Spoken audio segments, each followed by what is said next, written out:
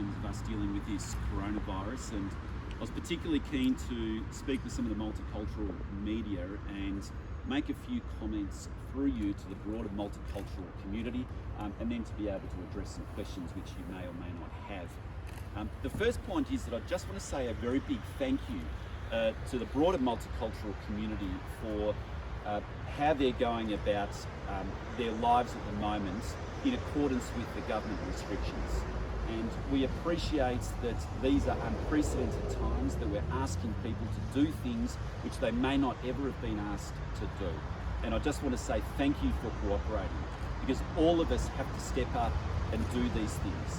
For example, all of us have to do the proper social distancing, because that's the best way of preventing the virus from spreading.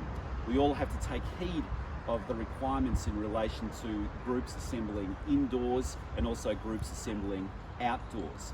And that obviously applies to some of the larger multicultural functions as well, that we can't have functions inside of greater than 100 people. And indeed there's a further restriction which the Prime Minister has just announced today, that's a restriction of 1 person per 4 square metres. That means that if you've got a venue which is 100 square metres, then you can have 25 people inside that venue. A venue of 200 square metres, you can have 50 people inside that venue. And furthermore, if you're outside, then the restriction in relation to a maximum of 500 people should apply. And of course, even during those events, the social distancing practices should occur as well. Of course, if a person has arrived back from overseas, we are asking them to self-isolate, and this is really important as well.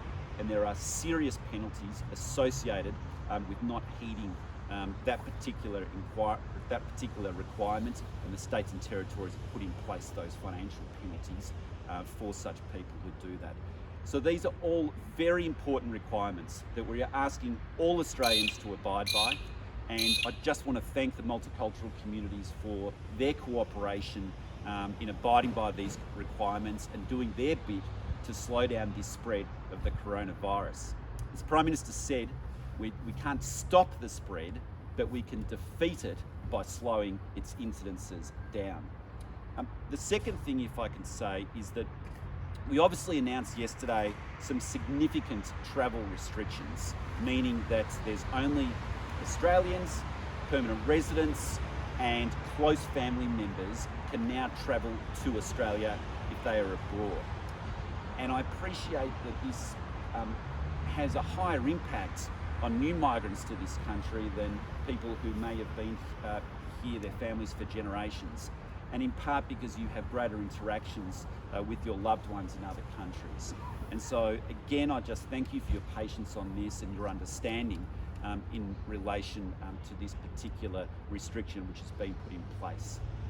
It's been put in place for a reason, and that is because 80% of all of the coronavirus cases in Australia have been transmitted by people coming into the country or from people who have had connections with people who have just arrived into the country and had picked up and transmitted that virus.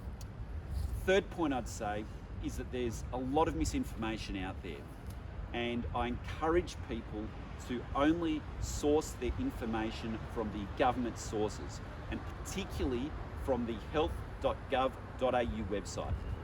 It's been updated every single day, if not hourly, and has very good practical information.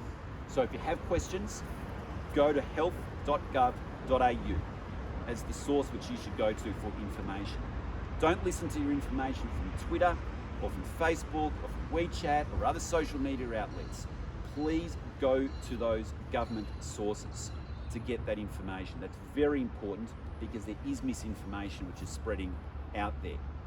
And then finally, if I could say before handing it over to you for questions, is that we will get through this, and the government is putting in place measures to slow the spread of this virus, but we all have to do our bit in the process. All Australians, all permanent residents, all have to do our bit.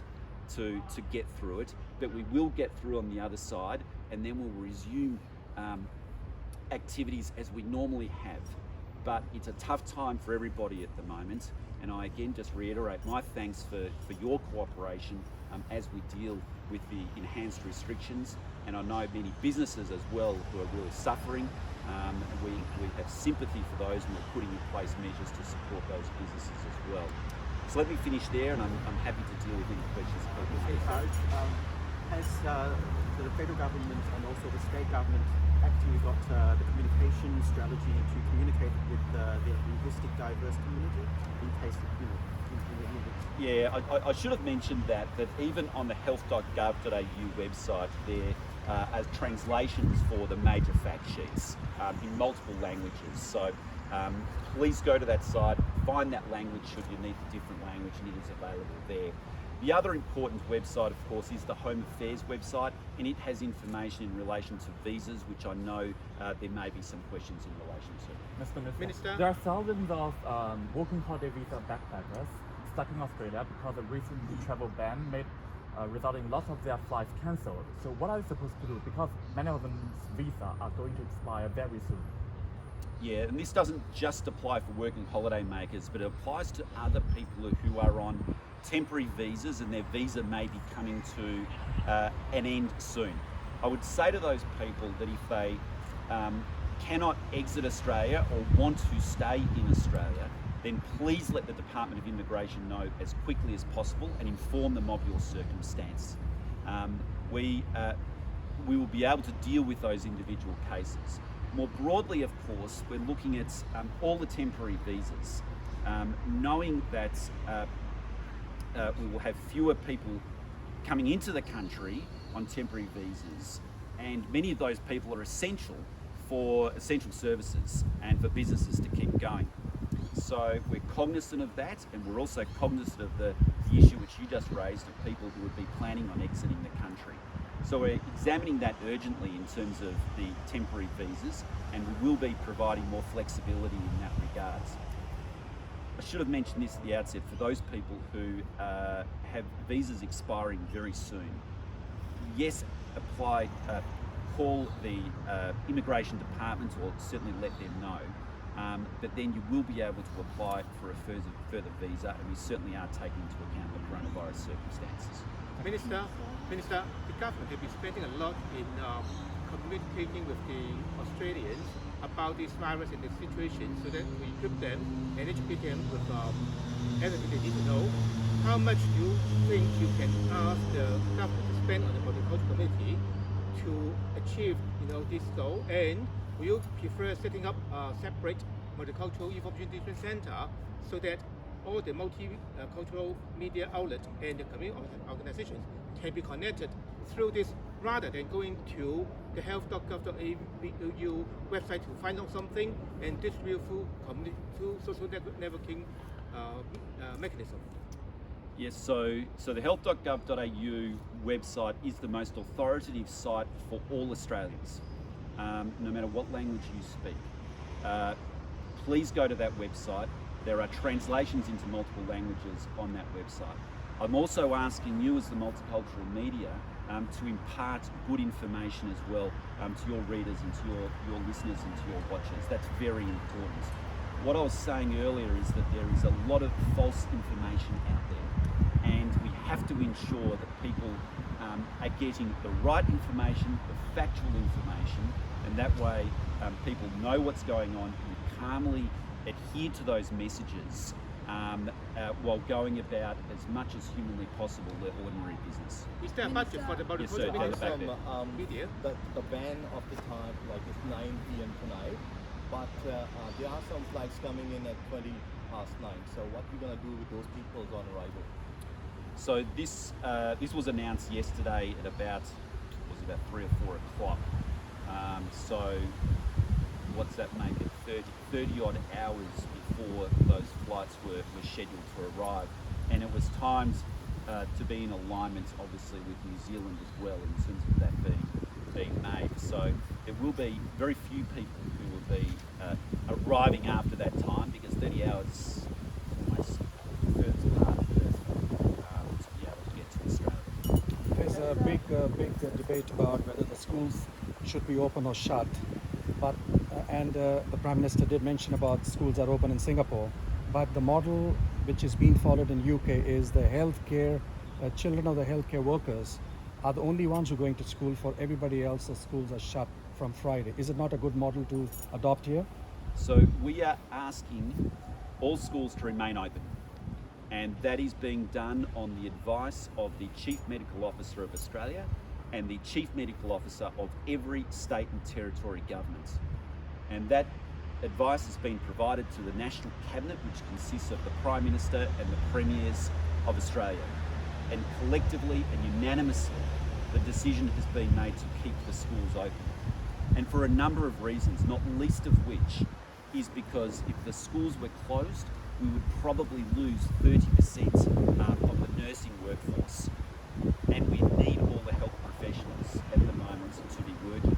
And that's not to mention other members of the workforce who would not be able to go about their daily jobs in other essential services. The Chief Medical Officer, even today, was making the point that the incidences of children getting affected is remarkably low, very, very low. Something like only 2%. All cases in China and Wuhan, which has been the majority of the cases in the world, were for people under the age of 19. And the symptoms tend to be very low for children as well. So it's important that these schools stay open. I think the final reason it's important as well is because often if children are required to stay at home, sometimes they'll be cared for then by their grandparents. And it's actually the grandparents and the elderly who are most at risk.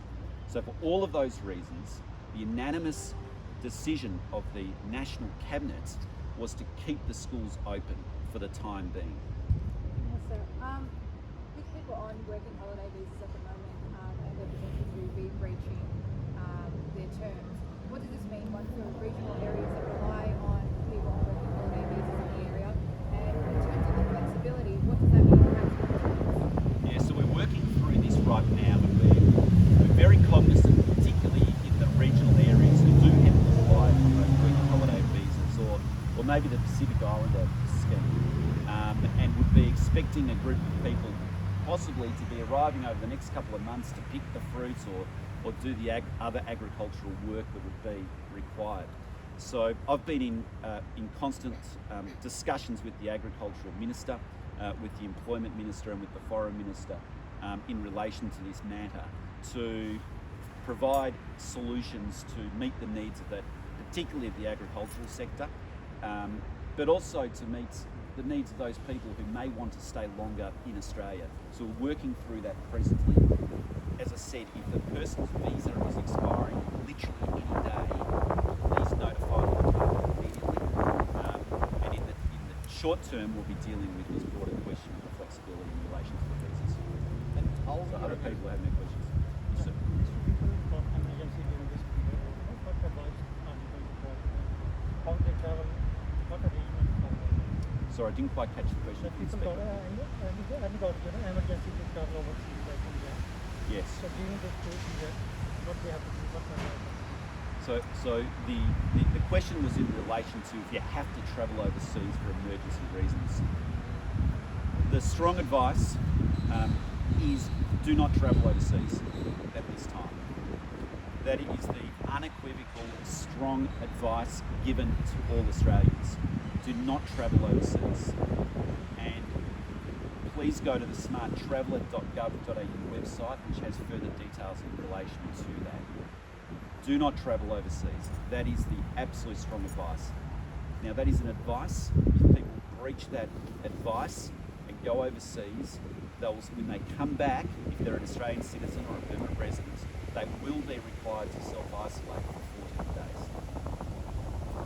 Other people haven't asked a question. Hi, Minister. Well, I come from Kelly Street community. So for international students, those students that didn't go to universities, they went to TAFE or some private sections. So now they cannot go to school and they don't have any, part-time job or job at all. So what they can do, I for one student and actually she asked for my help.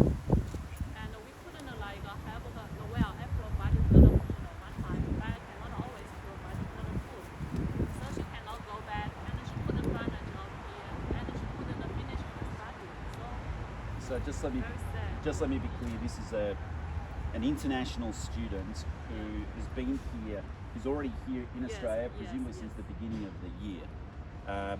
And international students are able to work, as you know, up to 40 hours per week to support themselves, and of course most people, 40 hours per fortnight, 20 hours per week, as you'd know. And most people bring savings as well to be able to support themselves. And you're giving me an instance of a person who's been unable to find work. Yeah, Is that because what you're not saying? all of them are like from rich families. Some of them like they have to rely on their part-time job. Yeah. Have some savings, pay Yeah. for their rent, and buy the Listen, it's hard to provide advice for an individual as to why they've been unable to get work. To be honest, the greater challenge has been from industry, who's been seeking greater support from international students to do more work than what they've been legally able to do to date. As I pointed out, international students can do 20 hours per week, 40 hours per fortnight. The grocery stores approached me a week or so ago and said, can we please extend those hours, just given huge demand on the supermarkets, as you're no doubt all aware. And so we actually gave them that additional flexibility so that international students can do 40 hours per week now rather than 40 hours per fortnight. We've also extended that to the aged care sector. So to be honest, for international students, that's the greater pressure that we're getting at the moment, and what we're working through. And there may be other sectors that we may apply that additional flexibility to. Sorry, you again. Sorry. I'm Ravi Raghupati from Interstate Melbourne. Thanks for your productive time to come all the way from here to Melbourne to caring the multicultural community, which is our state multicultural minister failed to do that like you. And having said this all, and you explained everything, now the small business in Victoria, they are contributing for the economy and creating local jobs. And they are the one engine room for Australia. And they are now suffering so much. And whoever having a small business, their husband or wife are working part-time or full-time. They economically now, because of this virus, there is no Uber driver, there is no taxi, there is no hotels, there is no any unemployment is happening. Yes. So there is temporarily, can they access the super money for 6 months period, $3,000 to $5,000, so that that money can help and sustain the, instead of asking the government help, and they can do. Number secondly, that now the Victorian Multicultural Commission is saying herself, the commissioner was saying that successful multicultural society in Melbourne. So having said this, that donations, the funding they are giving the thousands of organizations, they are not using the proper way the money, but there is no need for VMC here because now the multiculturalism is successful in Melbourne. So what is thought on that? Just in relation to the VMC and how that operates and the decisions of the state government, they're for the state governments to deal with, and I'll let them answer those questions. In relation to the broader question though about small business, and we are acutely aware that many small businesses are already suffering and many more will suffer as a result of the coronavirus. And migrants are known to create small businesses at a higher rate than Australian-born people. And so your communities are particularly affected in that regard. You would have already seen a couple of things occur in relation to small business. Yesterday, the Reserve Bank dropped official interest rates, and the Australian government provided a $15 billion assistance to ensure that credit remains low to businesses. Secondly, today, the big banks, or all the banks, have announced that there will be a moratorium on their repayments for those who are demonstrably suffering from the coronavirus. And I think that's a very important move from the large banks. And then thirdly, I'll inform you that we are actively working right now on a further stimulus package, which will be announced in a short time to further support small business and those people who may be put out of work. as a result of the coronavirus. This is a very, very tough situation, and we're cognizant of it. We're asking the banks to do the right thing, which they've done today. The RBA has taken steps. We're asking all Australians to continue to support local businesses, such as the cafes, such as the bars, such as the restaurants, while heeding the advice of the social distancing. The social distancing rules are there, and they don't mean you can't go to a local restaurant or cafe. It just means that that cafe has to abide by the rules, and you have to abide by the 1.5 metre rule. And otherwise, please go there, because that's supporting that local business. Minister Tutser, many Australian Macedonians are concerned by claims that the Greek Consul General of Melbourne, Mr. Dimitrios Mikolopoulos, has pressured the Victorian State Premier Daniel Andrews to sack Emilia Steriova, the Whittlesea Council Mayor, over the Macedonia issue. So should foreign governments be interfering in Australia, sir? Listen, I'm not familiar with this particular issue right now, so I don't have a comment in relation to that, and I'll just leave that one to the Premier. This last question, I think, for others who haven't had an opportunity to ask a Can you question. please give Mr. advertisement? Taj, If anybody's had an opportunity the to ask. Chinese community, some member of the Chinese community are quite critical with the government action, saying that doing too little and too late. What's your comments on that? They're saying that we should encourage people to wear face masks, and also thinking of locking down certain areas of Sydney or Melbourne. Yes, so every step that our governments and the states and territory governments have been taking has been on the express advice of the expert medical practitioners in Australia. The Chief Medical Officer of Australia and the Chief Medical Officers of each of the states and territories. We've been, one of the very first actions which we took was to put in place travel bans to initially China and then to other countries which have very high incidences of coronavirus. And then we've gradually been and steadily been increasing those restrictions. It's done to be sustainable, it's done to get through this, and it's done to obviously have the least amount of damage and least amount of disruption to everyday Australians, while still the paramount concern being the health concerns of Australians, particularly those elderly people and other frail people who are most susceptible to catching this coronavirus. Thanks very much, everybody, for coming along. I'll probably start to do this maybe once a week in order to inform the multicultural media and deal with your questions. Thanks, everybody. Thank you, Alan. Thank you.